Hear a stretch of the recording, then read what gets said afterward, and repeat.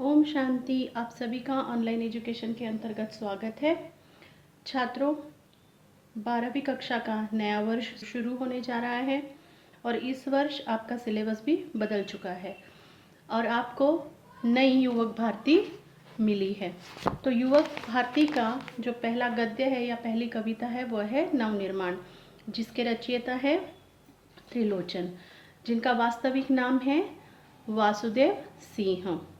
तो चलिए हम अपना ज़्यादा समय बर्बाद ना करते हुए उनके ही परिचय की ओर चलते हैं। प्रगतिशील काव्यधारा के प्रमुख हस्ताक्षर, साहित्य अकादमी से पुरस्कृत, साहित्य रत्न, शलाका सम्मान से सम्मानित, ढेरों पुरस्कार और सम्मान से सुशोभित एक ऐसा व्यक्तिमत्व जो कहीं न रुका न कहीं थमा, जिनका नाम है त्रिलोचन शास्त्री। इनका जन्म 20 अगस्त 1917 को यूपी के सुल्तानपुर के कटघरा चिरानी पट्टी में हुआ। एक परंपरावादी घर में जन्म लेने के बावजूद भी आधुनिकता को ही इन्होंने अपनाया और उनकी लेखनी में या उनके शब्दों में उस आधुनिकता की छाप झलक हमें साफ दिखाई देती है। त्रिलोचन शास्त्री बाजारवाद के विरोधी थे और हो भी क्यों न।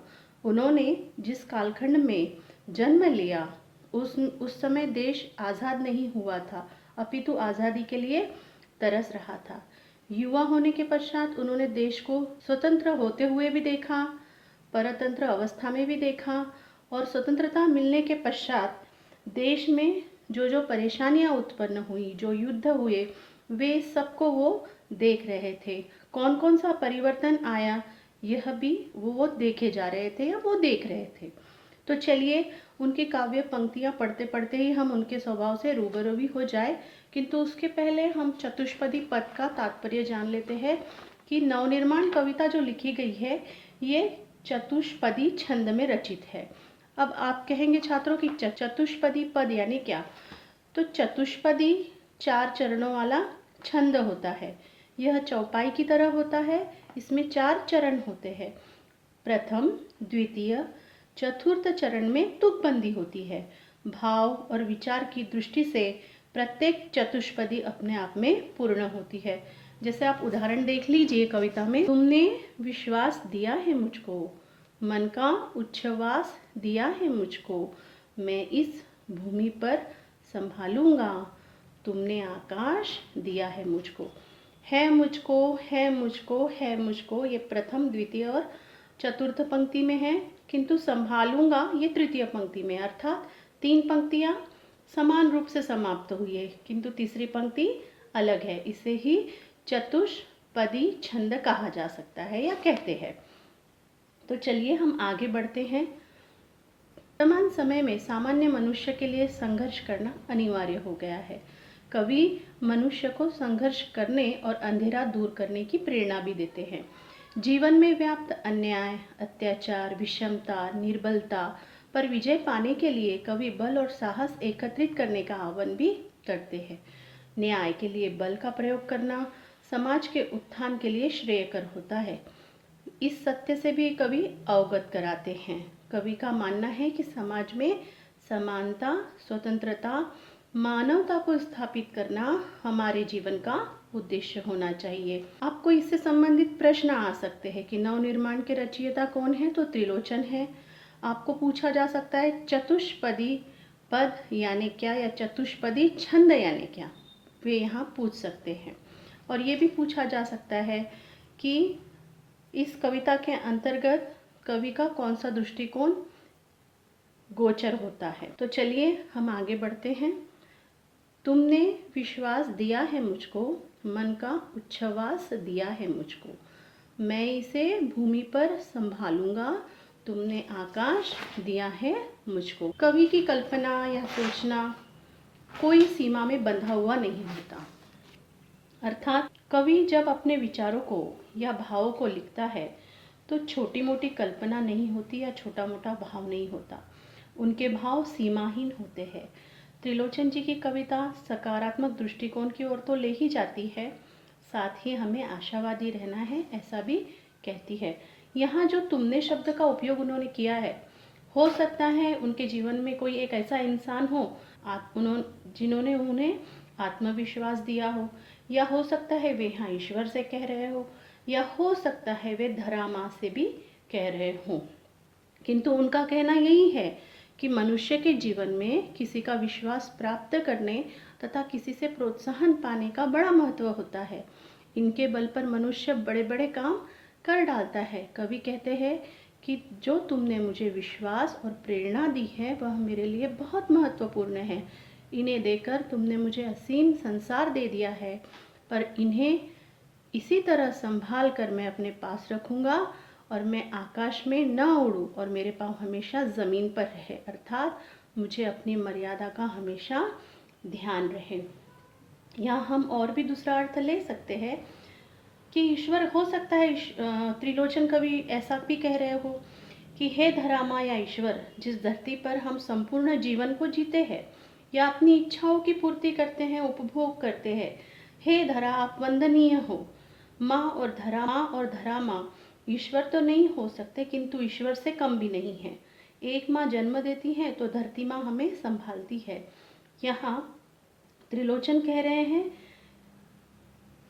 कि ये जीवन में मुझे जो श्वास लेने मिल रहा है, यहाँ उच्च श्वास का तात्पर्य है श्वास लेना और छोड़ना, अर्थात मेरे जीवन में जो प्राण है, मेरे जीवन में जो गति है, मैं इसे सार्थक करके ही रहूँगा। हे माँ, तुम्हारा बेटा लोक कल्याण में ही अपना जीवन लगाएगा और लोक कल्याण में ही अपना जीवन समर्पित करेगा।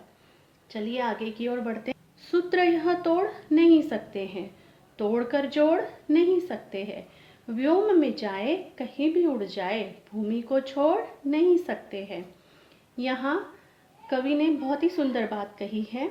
कवि, जैसे आपने रहीम को सुना होगा, रहीम ने भी बहुत अच्छा दोहा कहा है कि रहीमन धागा प्रेम का मत तोड़ो चटकाए, टूटे से फिर ना जुड़े परिगांठ परी जाए।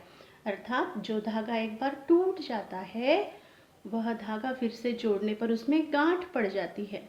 आपने वृक्षों को देखा होगा, आपने पौधों को देखा होगा, अगर हम उसका पत्ता तोड़ लेते हैं तो पुनः उसको जोड़ नहीं सकते।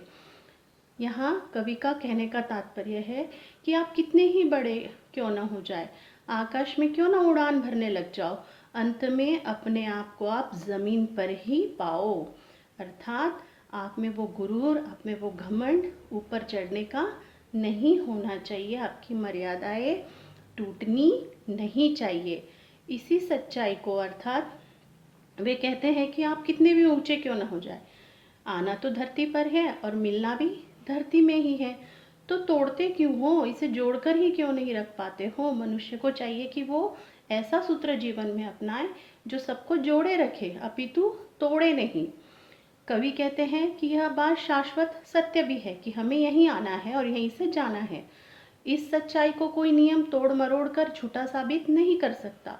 मनुष्य कितना भी आडंबर क्यों न कर ले, कितना ही दिखावा क्यों न कर ले, पर वह अपनी वास्तविकता को छोड़ नहीं सकता। अर्थात अगर चंदन की खुशबू है तो वो भी सबको आनी है, अर्थात मनुष्य अपना वास्तविक गुणधर्म छोड़ नहीं सकता, कहीं न कहीं वो गुणधर्म निकल कर आता ही है। तीसरे पद की ओर हम बढ़ते हैं। सत्य है राह में अंधेरा है, रोक देने के लिए सत्य है राह में अंधेरा है, रोक देने के लिए घेरा है, काम भी और तुम करोगे क्या, बढ़ चलो सामने अंधेरा है। प्रेरणादायक छंद है ये, कवि ने बढ़िया प्रेरणा दी है इस छंद। कवि संघर्ष करने का आह्वान करते हुए कह रहे हैं कि आपके राहों में अंधेरा ही अंधेरा होगा। अर्थात हो सकता है आप तरक्की कर रहे हो, आपको आगे जाना हो, तो इतना आसान आगे जाना इतना आसान नहीं होता। आपके राहों में कई मुश्किलें आएंगी, आपकी राहों में कई अड़चने आएगी, किंतु आपको अपने उद्देश्य की प्राप्ति के लिए आगे बढ़ना ही है। अपने उद्देश्य की प्राप्ति के लिए आपको संघर्ष करना ही होगा, अन्यथा आप कहीं रुक गए तो आप आगे नहीं जा सकते। भले ही यह बात सच हो कि आपके प्रगति का द्वार अवरुद्ध करने के लिए तरह तरह की कठिनाइयां आए, लेकिन आपको कहीं भी थकना नहीं है, आपको आगे बढ़ते ही जाना है। आपने एक नदी को बहते हुए देखा होगा, नदी बहती जाती है, उसके आगे कई पत्थर होते हैं, उस पानी को रोकने का प्रयास पत्थर तो करते हैं, किंतु कभी भी वो सरिता रुकती नहीं है। उसका पानी अपनी आवाज़ को लेकर खुशी खुशी आगे बढ़ते ही जाता है। ऐसे ही जीवन में हम हमारी मंजिल को देखते हुए संघर्ष के साथ हमें भी आगे जाना चाहिए। और ऐसे ही संघर्ष अगर हमारे जीवन में है तो यही संघर्ष ही हमें आगे लेकर जाता है, क्योंकि संघर्ष ही हमें अनुभव देता है। ऐसे अनुभव से ही हम आगे बढ़ते हैं। इसलिए जीवन में कितने ही कटु अनुभव आए, आपको हार नहीं माननी है, आपको आगे ही बढ़ना है। आगे का चतुष्पदी छंद देखिए। बल नहीं होता सताने के लिए, वह है पीड़ित को बचाने के लिए। बल मिला है तो बल बनो सबके, उठ पड़ो न्याय दिलाने के लिए। धरती पर कहते हैं ना कि सभी मनुष्य अलग अलग है, पांचों उंगलियां समान नहीं होती। ठीक इसी प्रकार कोई भी मनुष्य दूसरे मनुष्य की तरह नहीं होता। किसी में पैसों का बल है, तो किसी में ताकत का है, तो किसी में कोई और बल है, किसी के पास ज्ञान का बल है, हम कह सकते हैं। किंतु आपके पास जो भी है उसका उपयोग करना चाहिए, सदुपयोग होना चाहिए, ना कि उसका दुरुपयोग होना चाहिए। आपके पास अगर विद्या है तो आप ज्ञान बांटिए, उसका सदुपयोग कीजिए। आपके पास पैसा है, आपके पास बहुत ज़्यादा धन संपत्ति है, तो समाज के अच्छे कार्य के लिए उस संपत्ति का उपयोग कीजिए, किंतु उसका दुरुपयोग नहीं करना चाहिए। कभी कहते हैं कि मनुष्य को निरर्थक कार्यों के लिए अपने बल का प्रयोग नहीं करना चाहिए, उसका प्रयोग सार्थक कार्यों के लिए होना चाहिए। वे कहते हैं कि मनुष्य के पास बल किसी असहाय पीड़ित व्यक्ति को सताने के लिए नहीं होता, बल्कि वह किसी असहाय या पीड़ित व्यक्ति की रक्षा करने के लिए होता है। कवि बलवान व्यक्तियों को संबोधित करते हुए कहते हैं कि यदि ईश्वर ने तुम्हें शक्ति प्रदान की है तो तुम सभी कमजोर लोगों के बल बन जाओ, उन्हें न्याय दिलाने में लग जाओ, तभी तुम्हारे बल की सार्थकता है। बढ़िया उदाहरण है इस चीज़ का कि ऐसे कितने ही दिग्गज और महान लोग होके गए हैं जिन्होंने पीड़ितों को न्याय दिलाने का कार्य किया है, और ऐसे भी कई विद्वान लोग होके गए हैं जो पीड़ितों को संभालने के लिए खुद की जान भी गंवा चुके हैं या शहीद भी हो चुके हैं। हम कह सकते हैं जब त्रिलोचन जी युवा अवस्था में पहुँचे होंगे तो भारत देश की स्थिति इतनी साधारण नहीं रही होगी। बहुत से स्वतंत्रता के बाद बहुत से ऐसे लोग थे, ऐसे बड़े बड़े तबके के लोग थे जो गरीबों का शोषण कर रहे थे और उन्हें सताने भी लगे थे। उन्हें पता था कि गरीब ऊंची आवाज़ में या ऊंची आवाज़ उठा नहीं सकता, तो उन्हें सताया भी जा रहा था। ये सब कहीं ना कहीं उन्होंने देखा होगा। इसीलिए त्रिलोचन कहते हैं कि आपके पास बल है तो उसका दुरुपयोग नहीं होना चाहिए, बल्कि किसी गरीब की मदद के लिए आप अपने बल का प्रयोग करें तो बहुत अच्छी बात है। आगे की पंक्तियाँ देखिए। जिसको मंजिल का पता रहता है, पथ के संकट को वही सहता है। एक दिन सिद्धि के शिखर पर बैठ अपना इतिहास वही कहता है। कितनी सुंदर लाइन लिखी है या कितनी सुंदर पंक्तियाँ लिखी है त्रिलोचन जी ने कि सच में जो सहेगा वही पाएगा। अर्थात जिसने जितने घाव सहे हैं उसको उसका जो फल मिलता है बड़ा ही मीठा भी होता है। भले ही उसे मंजिल ज्ञात हो न हो, लेकिन सत्कर्म की राह पर जो चलता है जीत वही पाता भी है, भले ही उसमें कितनी भी तकलीफें क्यों न हो। उपरोक्त पंक्तियों में कवि कह रहे हैं कि जिस व्यक्ति को अपनी सफलता की मंजिल की जानकारी हो जाती है वह व्यक्ति अपने मार्ग में आने वाली परेशानियों से नहीं डरता। बहुत प्यारा उदाहरण है छात्रों, सावित्रीबाई फुले, जिन्होंने कितनी तकलीफ़ें सही, जिन पर कीचड़ उछाला गया, गोबर फेंका गया, पत्थर से जिन्हें मारा गया, किंतु वे हारी नहीं, वे आगे बढ़ती गई। आज अगर वे हम जैसी स्त्रियों के लिए वे नहीं लड़ पाती तो आज जो मैं आपको दे पा रही हूँ वो भी मैं नहीं दे पाती, क्योंकि स्त्रियों के शिक्षा का मार्ग अगर किसी ने खोला तो वो थी सावित्रीबाई फुले, जिन्होंने कई संकटों का सामना लगातार किया, जिनका समाज तक विरोध करता रहा, लेकिन वे आगे बढ़ती गई। जब ऐसी देवियाँ समाज में आती हैं तभी समाज का उद्धार होता है, हम ऐसा कह सकते हैं। वे हंसते हंसते परेशानियां झेल कर सबका उद्धार करते जाते हैं और ऐसे व्यक्तियों को ही जीवन में सफलता मिलती है। इसी तरह सफलता के शिखर पर पहुंचने वाले व्यक्ति समाज के इतिहास बन जाते हैं। बाबा साहब आम्बेडकर, जिन्होंने सभी दलित लोगों को, शोषितों को न्याय दिलाया और वे इतिहास में अपना नाम सुवर्ण अक्षरों में दर्ज कराकर चले गए, लेकिन आज भी हम सब में वो है। इसी प्रकार ऐसे महान लोग जो लोगों के लिए कुछ करके जाते हैं, उनका स्वहिताय की भावना न होकर परहिताय की भावना से जो कार्य किया जाता है, वह कार्य इतिहास में अवश्य दर्ज होता है। और इन्हीं से हमें प्रेरित होकर यह सीख लेना चाहिए कि कितना आवश्यक है ये जीवन अवधि, भले ही छोटी क्यों न हो, कम जीना क्यों न हो, किंतु इतिहास में नाम होना चाहिए।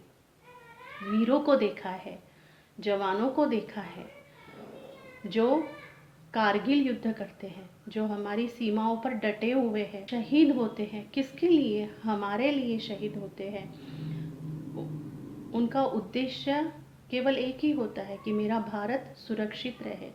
ऐसी भावना लेके जो चलते हैं, उनका नाम अमर होता है। इसीलिए जीवन में ऐसे कार्य करो कि आपका नाम भी इतिहास में सुवर्ण अक्षरों में दर्ज हो जाए। आगे चलते हैं।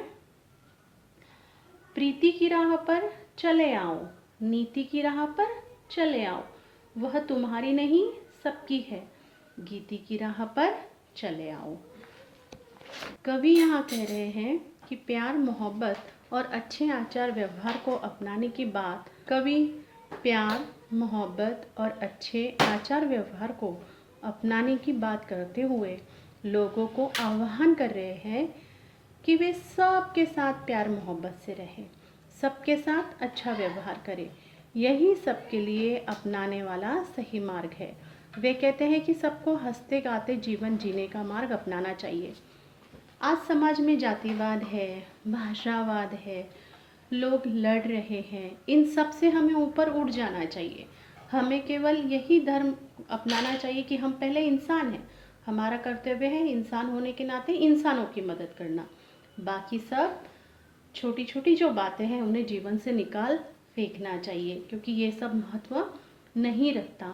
आप जीवन में सबके साथ जितना प्यार बांटेंगे, आपको उतना ही प्यार मिलता है। अर्थात लोगों के साथ सहयोग करके उन्हें आगे बढ़ाने का भी प्रयास करिए। और कवि प्यार, मोहब्बत और अच्छे आचार व्यवहार को अपनाने की बात करते हुए लोगों को आह्वान कर रहे हैं कि वे सबके साथ प्यार मोहब्बत से रहें और सबके साथ अच्छा व्यवहार करें। अर्थात कवि यहाँ कहना चाहते हैं कि आपको जीवन में ऐसे जीवन मूल्यों को अपनाना चाहिए जो कि सबके हित के हो, न कि सिर्फ खुद के हित के लिए हो। वे कहते हैं कि मनुष्य को सबके साथ अच्छा आचरण करना चाहिए, न कि बुरा। यही सबके लिए अपनाने वाला सही मार्ग है। छात्रों, आज की अगर हम अवस्था देखते हैं, आज परिस्थिति भारत देश में बनी हुई है, जातिवाद है, भाषावाद है, प्रदेशवाद है, पता नहीं और कितने प्रकार के वाद है। रोज एक नया मुद्दा उठता है, आपस में लोग लड़ पड़ते हैं। क्यों लड़ते हैं उन्हें ही पता नहीं होता, किंतु इस लड़ाई से किसी का भला नहीं हुआ है, न होगा। इसलिए हर मनुष्य को चाहिए कि वो ये सब भूलकर बढ़िया प्रेम से रहे और खुद के जीवन के साथ दूसरे के जीवन को भी आनंदित बनाए। प्रीति की राह पर चले आओ, इसका तात्पर्य यही है कि आप सभी के साथ प्रेम से रहो, सबके साथ स्नेह की राह पर चलो। राह यानी पथ, वह नीति की राह पर चले आओ, वह तुम्हारी ही नहीं सबकी है, गीति की राह पर चले आओ। अर्थात हंसते गाते जीवन जीने का मार्ग जब हम अपनाएंगे, खुशियों के गीत गाएंगे, तभी हमारा जीवन भी सफल होगा। आगे की पंक्तियां देखिए। साथ निकलेंगे आज नर नारी, लेंगे कांटों का ताज नर नारी, दोनों संगी हैं और सहचर है, अब रचेंगे समाज नर नारी। आज की नारियों के लिए भी समर्पित है। ये पंक्तियाँ बहुत सुंदर है, जिसमें उपरोक्त नहीं, ये जो पंक्तियाँ हैं ये प्रगतिशील विचारधारा को दर्शा रही है। यहाँ सुदेव सिंह अर्थात त्रिलोचन जी यही कहने का प्रयास कर रहे हैं कि पुरुष और स्त्री दोनों समान हैं, दोनों में भेद नहीं है। आपने देखा होगा कि पहले काल में या पहले कालखंड में हम जब झांकते हैं तो स्त्रियों के लिए बहुत बंधन थे, उन्हें आसानी से उन्हें आसानी से जीने नहीं दिया जाता था, उन पर कितनी ही पाबंदियां लगी हुई थी। पुरुष के लिए जो नियम थे वो स्त्रियों के लिए नहीं थे। स्त्रियों को तो शिक्षा लेने के लिए भी मनाही थी, स्त्रियों को बाहर जाने के लिए भी मनाही थी, बाहर का कार्य करने के लिए भी मनाही थी। स्त्री तो केवल चौखट तक आकर रुक गई थी, उसके लिए चौखट ही उसकी लक्ष्मण रेखा या सीमा बन चुकी थी, जहाँ से आगे निकलने के बाद उसे समाज धिक्कारता था। किंतु इन्होंने कहीं ना कहीं स्त्रियों, अगर आपको समाज का उद्धार करना है तो स्त्रियों को भी आगे बढ़ाना ही होगा, अन्यथा समाज का उद्धार नहीं हो सकता। इन पंक्तियों में उन्होंने कहा है कि जब स्त्री और पुरुष साथ मिलकर कार्य करेंगे तभी जीवन में आने वाले कांटों को, जीवन में आने वाले संकटों को वो झेल सकते हैं, जीवन आसान हो सकता है। और दोनों संगी है और सहचर भी। स्त्री पुरुष एक दूसरे के पूरक है, साथी है। इसीलिए एक समाज को अगर आगे बढ़ाना है, उत्कर्ष की ओर लेकर जाना है, तो उस समाज के लिए आवश्यक है कि वह समाज गंदे नियमों का परित्याग करके ऐसे स्त्रियों को आज़ादी से जीने दे। और आज थोड़ी बहुत समाज में सुधारणा हुई है कि अब स्त्री स्वतंत्र है और उसे भी सभी अधिकार वही प्राप्त है जो एक पुरुष को प्राप्त है। और यहाँ वे कहते हैं कि जब दोनों साथ में चलेंगे तो ही समाज का बेड़ा पार होगा।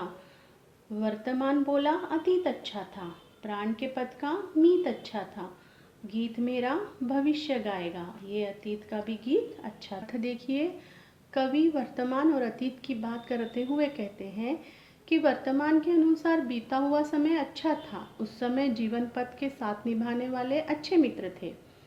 वर्तमान कहता है कि भविष्य में जब हम अतीत हो जाएंगे, लोग हमारा भी गुणगान करेंगे, वैसे ही अतीत भी गुणगान करने लायक था।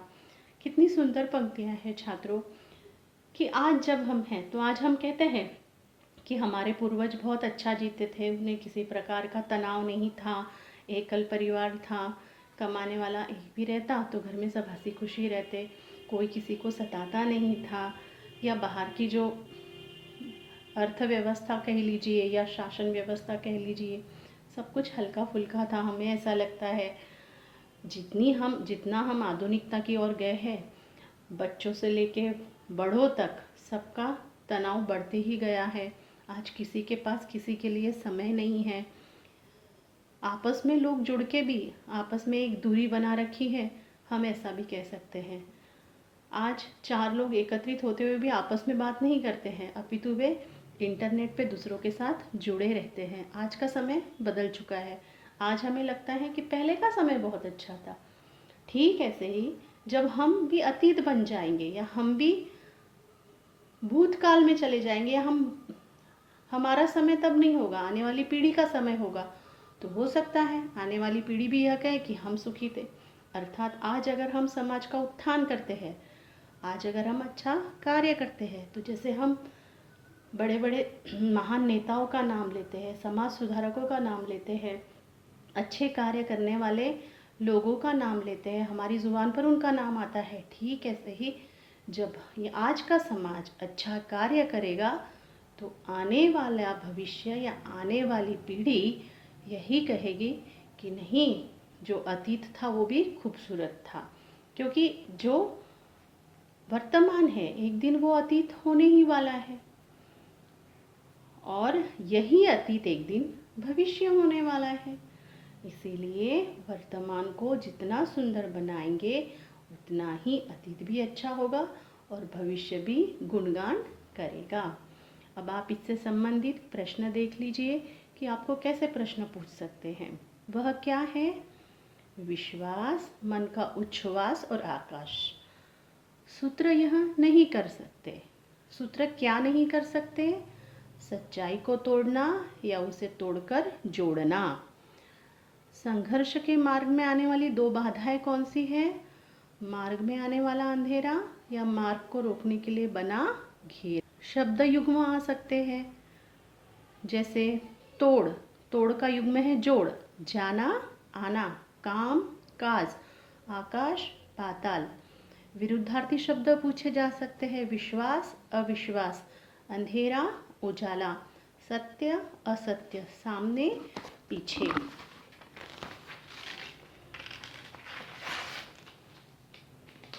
बल इसके लिए होता है, ऐसी कृति आपको पूछी जा सकती है। तो बल पीड़ितों को बचाने के लिए और सताए हुए लोगों को न्याय दिलाने के लिए होता है। जिसे मंजिल का पता रहता है वह कौन पथ के संकट को सहता है, सिद्धि के शिखर पर पहुंचकर अपना इतिहास कहता है। आपको वाक्य में प्रयोग भी आ सकते हैं, जैसे बल न्याय का वाक्य में प्रयोग कीजिए।